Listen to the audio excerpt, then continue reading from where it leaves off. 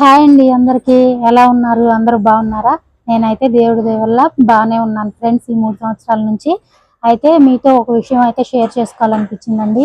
ఇది మీకు ఎంతో కొంత యూజ్ అవుతుంది అనిపించింది, అందుకని ఏమాత్రం లేట్ చేయకుండా ఈ వీడియో అయితే షూట్ చేశాను ఫ్రెండ్స్. అదేంటంటే నడుము నొప్పి అండి. ఈ నడుము నొప్పి గురించి తెలియని వాళ్ళు చాలా తక్కువ మంది ఉంటారని నేను అనుకుంటున్నాను ఫ్రెండ్స్. అందులో నేను కూడా ఒకదాన్నండి. దానివల్ల నేను ఎలా సఫర్ అయ్యాను, ఏం బాధలు పడ్డానో మీతో షేర్ చేసుకుంటానండి. అయితే ఆ నొప్పి రాకుండా ఆపరేషన్ చేయించుకోవాలి అని డాక్టర్స్ అన్న మాటని కూడా నేను ఇది చేయకుండా ఆపరేషన్ చేయించుకోకుండా ఎలా నెట్టుకొస్తున్నాను అనేది మీతో షేర్ చేసుకుంటాను ఫ్రెండ్స్. ఈ జర్నీ మీకు ఎంతో కొంత యూజ్ ఉంటుంది అని నేను అనుకుంటున్నానండి. వీడియోని స్కిప్ చేయకుండా చివరి వరకు చూడండి ఫ్రెండ్స్. ఈ నడుము నొప్పి ఎప్పుడు వచ్చిందో ఎలా వచ్చిందో నాకైతే తెలియదండి. నొప్పి అయితే అటాక్ అయింది. అయితే ఆ పెళ్ళైన కొత్తలో అంటే కొత్తలో కాదు, నా పెళ్ళైన ఒక 4-5 సంవత్సరాలకి ఈ నొప్పి అయితే నాకు వచ్చిందండి. ఈ నొప్పి ఆ నొప్పికి ఇది ఎంతమందికి ఉండదులే, అందరూ ఈ నడుము నొప్పి అని బాధపడే వాళ్ళే కదా, ఆడవాళ్ళకి సహజం కదా అనుకుని నేను అలాగే టాబ్లెట్స్ వేసుకునేదాన్నండి. ఇలా టాబ్లెట్స్ వాడుకుంటూనే 2 పిల్లలు C-సెక్షన్ ద్వారా పుట్టేశారు. ఆ పిల్లలు పుట్టిన తర్వాత నొప్పి ఇంకొంచెం సివియర్ అయింది. అది ఎంత సివియర్ అయిందంటే పడుకున్న దాన్ని పైకి లేవాలన్నా కూడా నొప్పి వచ్చినప్పుడు నాకు 2 సపోర్ట్ అయితే కావాల్సి వచ్చేది ఫ్రెండ్స్. 2 సపోర్ట్ తీసుకుని నేను వాష్రూమ్కి వెళ్ళాల్సి వచ్చేది. అంత సివియర్ అయిపోయింది. అంత సివియర్గా వచ్చినప్పుడు హాస్పిటల్కి వెళ్ళేదాన్ని. ఇక్కడ ఎముకలకు సంబంధించిన హాస్పిటల్కి వెళ్ళేదాన్ని. నడుము నొప్పి అంటే సహజంగా మనందరం అనుకునేది అట్లానే కదా, ఎముకల డాక్టర్ దగ్గరికి వెళ్ళి చూపించుకుంటాం కదా. నేను కూడా అలానే అనుకున్నాను ఫ్రెండ్స్. వెళ్ళేదాన్ని. వాళ్ళు ఎక్స్రేలని మెడిసిన్స్ అని ఏవో ఇచ్చేవాళ్ళు. ఒక 1 మంత్ కోర్స్ ఇచ్చేవాళ్ళు, మెడిసిన్స్ వాడేదాన్ని. బెల్ట్ ఇచ్చేవాడండి. బెల్ట్ లేకుండా నన్ను అసలు పనే చేయొద్దన్నారండి. బెల్ట్లు పెట్టుకునే అలా నెట్టుకొచ్చేదాన్నండి మెడిసిన్స్ వాడుతూ. వాళ్ళు ఎలక్ట్రిక్ ట్రీట్మెంట్ ఏదో ఇచ్చారండి, కరెంట్ లాంటిది ఏదో పెట్టేవాళ్ళు నడుంకి. ఆ ఎలక్ట్రిక్ థెరపీలు పెట్టించుకునేదాన్ని. నొప్పి వచ్చినప్పుడు ఒక వారం రోజులు 10 రోజులు ఆ ఎలక్ట్రిక్ థెరపీ ఇచ్చేవాళ్ళు అనమాట. ఫిజియోథెరపీ అంటాం కదా, అది. ఎక్సర్సైజులు చెప్పేవాళ్ళు, ఎక్సర్సైజులు చేసేదాన్ని. కానీ ఏ డాక్టర్ కూడా నీ ప్రాబ్లం ఇదమ్మా, నీ ప్రాబ్లంకి తగ్గట్టు నువ్వు చేయాల్సింది ఇది అని నాకు ఇంతవరకు ఎవరూ చెప్పలేదండి. అలా నాకు 15 ఏళ్ళు 13 ఏళ్ళు గడిచిపోయింది ఫ్రెండ్స్. 13 మేబీ 15 14 ఈ 3 సంవత్సరాలు. ఇన్ని సంవత్సరాలు అయితే నేను ఆ ప్రాబ్లం ఫేస్ చేసుకుంటూ నొప్పి వచ్చినప్పుడు మెడిసిన్స్ వాడుకుంటూ అట్లా నెట్టుకొచ్చేసానండి. ఖచ్చితంగా 2 మంత్స్కి ఒకసారి 3 మంత్స్కి ఒకసారి నొప్పి అయితే కంటిన్యూ అయిపోయేది ఫ్రెండ్స్. అంత సివియర్ ప్రాబ్లం. పాపం అన్ని సంవత్సరాలు కూడా నా హస్బెండ్ ఇసుక్కోకుండా నొప్పి వచ్చినప్పుడు ఒక్కొక్కసారి తిట్టుకునేవాళ్ళండి. ఎవరికైనా ఎంత ఓపిక ఉంటుంది చెప్పండి. ఒక్కొక్కసారి ఇసురుకున్నా ఒక్కొక్కసారి చూపించేవాళ్ళండి. అట్లా నాకు అన్ని సంవత్సరాల నొప్పితో గడిపాను. అయితే ఇన్ని సంవత్సరాల తర్వాత నాకు ఆపరేషన్ దాకా ఎట్లా వెళ్ళిందంటే, నా ప్రాబ్లం ఇంకా సివియర్ అయిపోయిందండి. అంటే నాకు నొప్పిగా నేను ఇట్లా వస్తుంటే నువ్వు అలా చేస్తావా అన్నట్టు నా మీద పంతం కొద్దీ ఎక్కువైనట్టు అయిందండి. నేను క్యాజువల్గానే అలా మెడిసిన్స్ వాడుకుంటూ అట్లా రోజులు గడిపేదాన్ని. ఈ నొప్పి అట్లా పని చేసుకుంటూ ఉంటే నాకు ఒక వారం నుంచి ఎట్లా ఉందంటే, ఈ మెడ దగ్గర నుంచి ఈ చేతులకి నొప్పి అండి. ఈ చేతులు ఎంత నొప్పి అంటే ఒక్కొక్క చేతికి 15 కేజీలు బరువు కట్టుకున్నట్టుగా పెద్ద పెద్ద గుదిబండలు వెళ్ళే అసలు భయంకరమైన నొప్పి వచ్చిందండి. చేతులు తిమ్మిరెక్కిపోయి చేతులు అసలు ఇలా పైకి లేసేవి కాదు, ఇలా పట్టించేవి కాదండి. ఏదన్నా వస్తువుని పట్టుకోవాలంటే ఇలా పట్టుకున్నాననే నేను అనుకునేదాన్ని, కానీ చేతులు పట్టు ఉండేది కాదనమాట. నాకు తెలియకుండానే ఇలా ఓపెన్గా ఉండేవి అనమాట నా చేతులు. అంత అంత ఎక్కువగా వచ్చిందండి నా చేతులకి అయితే ప్రాబ్లం. అయితే నేను ఈ నడుము నొప్పికి ఎక్కడైతే మెడిసిన్స్ వాడుకుంటున్నానో అక్కడికి వెళ్ళకుండా నేను వేరే హాస్పిటల్కి వెళ్ళి చూపించుకున్నానండి ఈ చేతులకు వచ్చిన ప్రాబ్లం గురించి. వాళ్ళు మెడ దగ్గర ఎక్స్రేలు, బ్లడ్ టెస్టులు ఏవేవో చేశారండి. ఒక 1 వీక్ పాటు ఇంజెక్షన్స్ ఏవో ఇచ్చారు. అయినా నాకు నొప్పి అయితే కంట్రోల్ అవ్వలేదండి. చేతులకు వచ్చిన నొప్పి 1 వీక్ తర్వాత మెడకు వచ్చిందండి. ఈ మెడ దగ్గర నొప్పి వచ్చింది. మెడ దగ్గర నుంచి నడుము దగ్గర నొప్పి వచ్చిందండి. బాగా నొప్పి వచ్చేసింది అనమాట. చాలా ఎక్కువ. ఇప్పుడు ఇన్ని రోజులు వాడిన మెడిసిన్స్ ఒక ఎత్తు అయితే, ఆ మెడిసిన్ వేసుకున్నా కూడా నా నొప్పి ఏం కంట్రోల్ అవ్వట్లేదు, అంతగా వచ్చిందండి నొప్పి. అలా వచ్చిందని చెప్పి ఏంటి ఇట్లా మెడ చేతులు కూడా నాకు పట్టి ఇవ్వట్లేదు అని చెప్పి ఈ నడుముకి ఎక్కడైతే చూపించుకుంటున్నానో అక్కడికి వెళ్తే వాళ్ళు సరే అని చెప్పి న్యూరో సర్జన్ దగ్గరికి నన్ను అయితే రిఫర్ చేశారండి. నరాల డాక్టర్ దగ్గరికి అనమాట. అక్కడికి రిఫర్ చేస్తే నేను ఈ న్యూరో సర్జన్కి రిఫర్ కన్నా ముందే నేను హోమియోపతి కూడా వాడానండి. ఒక 2 ఇయర్స్ 3 ఇయర్స్ హోమియోపతి కూడా వాడాను.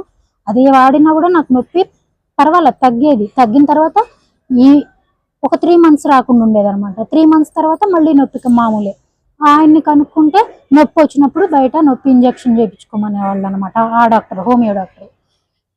అట్లా ఇంకా నేను ఈ హోమియో వాడుతూ కూడా నేను వేరే ఇంజెక్షన్ చేయించుకుంటే నా ప్రాబ్లం క్లియర్ అయ్యేది ఎలా అని చెప్పేసి నేను మళ్ళీ ఇటు వచ్చేసానండి. మళ్ళీ ఇంగ్లీష్ మందులు మింగటం మొదలు పెట్టాను. అయితే ఈ చేతులకి, మెడకి, నడుంకి వచ్చిన తర్వాత నన్ను న్యూరో సర్జన్ దగ్గరికి రిఫర్ చేశారు కదా.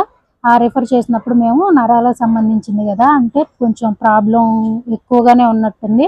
చిన్న చిన్న హాస్పిటల్ కాకుండా పెద్ద హాస్పిటల్లో చూపించుకుంటే నా ప్రాబ్లం ఏంటనన్నా అప్పుడన్నా తెలిసిద్ది, దానికి పర్మనెంట్ సొల్యూషన్ దొరికిద్ది అనుకున్నామండి. ఎవరమైనా అంతే కదండి, మంచి హాస్పిటల్లో చూపించుకోవాలి, కొంచెం పెద్ద హాస్పిటల్ అయితే మంచిగా చూస్తారు అనుకునేవాళ్ళం కదా. వాళ్ళల్లో నేను కూడా ఉన్నానండి. అందుకనేసి నేను ఈ పెద్ద హాస్పిటల్కి అయితే వెళ్ళాను ఫ్రెండ్స్. నన్ను మా వారు తీసుకెళ్లారు. ఈ పెద్ద హాస్పిటల్కి వెళ్ళిన తర్వాత ఫస్ట్ నా ప్రాబ్లం ఏ స్టేజ్లో ఉంది ఏంటని వాళ్ళు కూడా చెప్పలేదండి. నా దగ్గర ముందు నుంచి ఉన్న ఎక్స్రేలు మాత్రం చూశారు. చూసి ఎంఆర్ఐ చేయించుకోమని రాశారు, ప్లస్ బ్లడ్ టెస్ట్లు అవి రాశారు. రాసి ఆ రిపోర్ట్స్ నా చేతిలో పెట్టారనమాట. పెట్టారు కదా, ప్రాబ్లం ఏంటని నాకైతే ఎక్స్ప్లెయిన్ చేయలేదు, నాకు చెప్పలేదు వాళ్ళు. చెప్పకుండా నాకున్న ఒక అలవాటు ఏంటంటే ఫ్రెండ్స్, ఇన్ని సంవత్సరాలు నేను బాధపడటం వల్ల ఏమో కానీ నేను చేయించుకున్న రిపోర్ట్స్ ఎలా ఉంది ఏంటని చదువుకునే అలవాటు ఉందండి. నేను అలా చదువుకోవటం వల్ల నాకు తెలిసింది ఏంటంటే, నాకు తెలిసింది ఎలా ఉందో ఏమో డాక్టర్ నాకు, నేను అడిగి అసలు ప్రాబ్లం ఏంటి అని చెప్పి నాకు కొద్ది గొప్ప వచ్చిన ఐడియాని బట్టి అడిగితే అప్పుడు ఆయన చెప్పారన్నమాట, నాకు నీకు డిస్క్ ప్రొలాప్స్ అమ్మా, అది 30వ వంతు ప్రొలాప్స్ అయిపోయింది. మెడిసిన్స్ వాడితే తగ్గితే తగ్గొచ్చు, మెడిసిన్స్ వాడితే తగ్గితే మనం కంటిన్యూ చేద్దాం, లేదంటే ఆపరేషన్ చేయించుకోవాలి, తప్పకుండా చేయించుకోవాలి అని చెప్పారండి. సరే ఆపరేషన్ అని, చిన్నటికి పెద్దటికి ఆపరేషన్ అని భయపెడతారు కదా డాక్టర్స్ అని చెప్పేసి నేను మెడిసిన్సే వాడానండి. అయినా ఫస్ట్ నుంచి నాకు నడుము ఆపరేషన్ అంటే సాఫ్ట్ కార్నర్ అయితే లేదు ఫ్రెండ్స్, కొంచెం భయం అండి. ఎందుకంటే ఈ చిన్న వయసులోనే జరిగిన ఈ సి సెక్షన్ల వల్ల కానీ ఏదన్నా కానీ నొప్పి అంటే కొంచెం భయపడిపోయానండి. దానివల్ల కానీ ఆపరేషన్ని వీలున్నంత వరకు అవాయిడ్ చేయాలి, మందులతో తగ్గే మార్గం ఉంటే మందులతోనే తగ్గించుకోవాలని చెప్పి నేనైతే ట్రై చేశాను ఫ్రెండ్స్. అయితే ఇక ఆ మాట చెప్పి వాళ్ళు మెడిసిన్స్ అయితే రాసిచ్చారండి. అవి పూర్తిగా నరాలకు సంబంధించిన మెడిసిన్స్ అండి. ఆ మెడిసిన్స్ వేసుకుంటే నాకు ఎలా ఉండేదంటే రోజంతా నిద్రపోతూనే ఉండేదాన్నండి. ఏదో ఒంట్లో స్పృహ లేకుండా పడిపోయినట్టు అలాంటి నిద్ర అనమాట, కోమాలో ఉన్నట్టుగా అనమాట. మగత రోజంతా నిద్రే. లేవాలి, బ్రేక్ఫాస్ట్ చేయాలి, తినాలి, వాష్రూమ్కి వెళ్ళాలి అన్నంత మెలకువ కూడా ఉండేది కదండి. అంతగా నిద్రపోయేదాన్ని. 10 రోజులు 15 రోజులు కోర్స్ ఇస్తే 10 రోజులు వాడాను. అలాగే ఉంటుందేమో అనేసి మిగతా 5 రోజుల కోర్సు కూడా పూర్తి చేశానండి. ఆ 15 రోజుల కోర్సు కూడా పూర్తయిన తర్వాత మళ్ళీ వెళ్ళాము, సెకండ్ ట్రిప్ హాస్పిటల్కి రమ్మంటే. వెళ్ళినప్పుడు చెప్పానండి, ఈ మెడిసిన్స్ వేసుకుంటే నాకు ఇలా ఉంది సార్, ఏంటి అంటే ఇవి నరాలకు సంబంధించి కదమ్మా, వచ్చిన ప్రాబ్లం చిన్నదేం కాదు కదా అని చెప్పేసి, నాకు చాలా ఇబ్బందిగా ఉంటుంది, నేను పడుకున్నా కూడా ఇక్కడ అగాధంలోకి వెళ్ళిపోతున్నట్టు నాకు ఒక రకమైన ఫీలింగ్ వస్తుంది సార్ అంటే, ఆ మెడిసిన్ వరకు చేంజ్ చేసి రాసిచ్చారండి.